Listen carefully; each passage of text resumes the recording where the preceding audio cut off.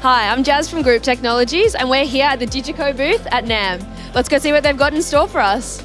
I'm here with Dan from DiGiCo and behind me here we've got the flagship console, the Quantum852. So Dan, could you tell us a little bit more about this console?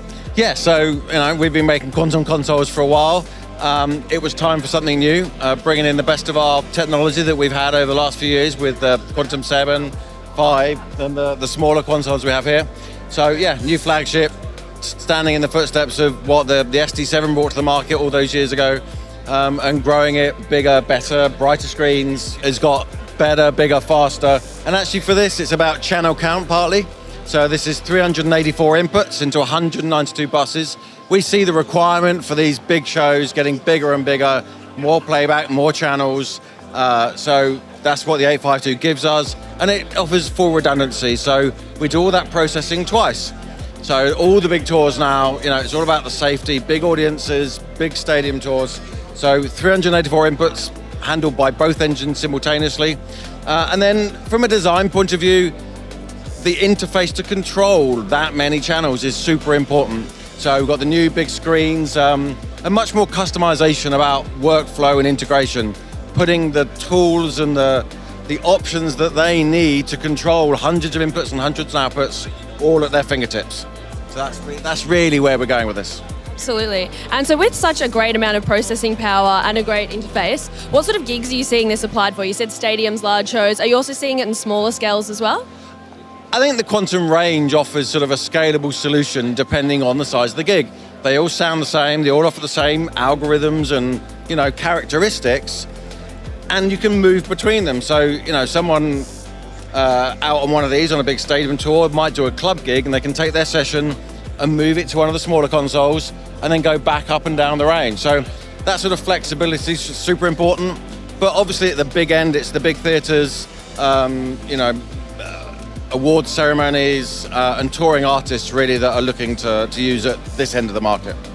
Absolutely. So in terms of new features, could you speak to it a bit about the ease of use and what we've got going on at the bottom? Yeah, so we've taken the decision to change physical buttons to software buttons. And of course, again, access to channels and functionality like that. And this is a really good case in point, where this little touchscreen allows users to customize what they see, which channels they're going to access. And so, yeah, it's a new direction for us, developing some new technology inside the desk to handle that sort of control. There are actually 2 PCs behind every work surface now driving that interface. And what it means in the future is as we develop the software and add tools and functionality, the users aren't going to be limited about scrabbling around and finding, the right buttons. They'll be able to customize the work surface with these small screens. These are all touch screens, all these little buttons here as well. And then again, that will bring up more information about what we can put on these big 21-inch screens. And the meter bridge at the top, again, is going to be customizable in terms of giving the feedback and the user, the engineer, all the access to the functions that they need for any given job. So Dan, you've worked on making this the most energy efficient console that DiGiCo have. Can you tell us a bit more about that? So yeah, the carbon footprint is important about touring, and it is a difficult process.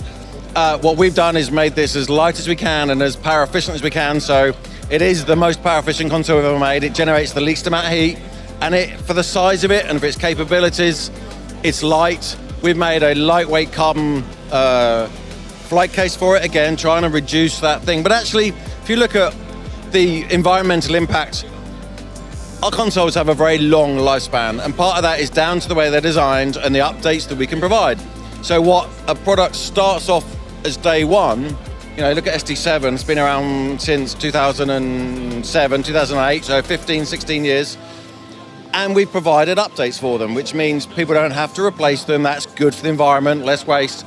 And actually talking of updates, the 2 behind me, the Quantum 3, the Quantum 2, we've just announced the pulse updates for those, adding more channels, adding more processing with some clever engineering in the background. And again, it means that users are getting more from the product, it lasts longer, it's greener.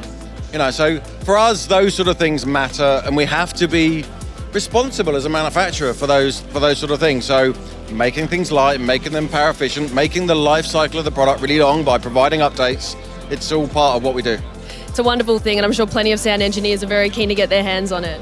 Absolutely. We maintain a massive database, and everything that anybody ever suggests makes it onto the list. And then periodically, we sit down and go, well, look, you know, one person has asked for this feature, maybe not so important at the moment, but, you know, 300 people have asked for this.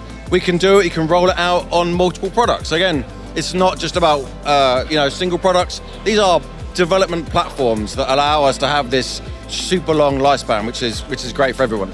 So sound quality is super important to us. And one of the things we brought to this desk is the 32-bit conversion natively on the back.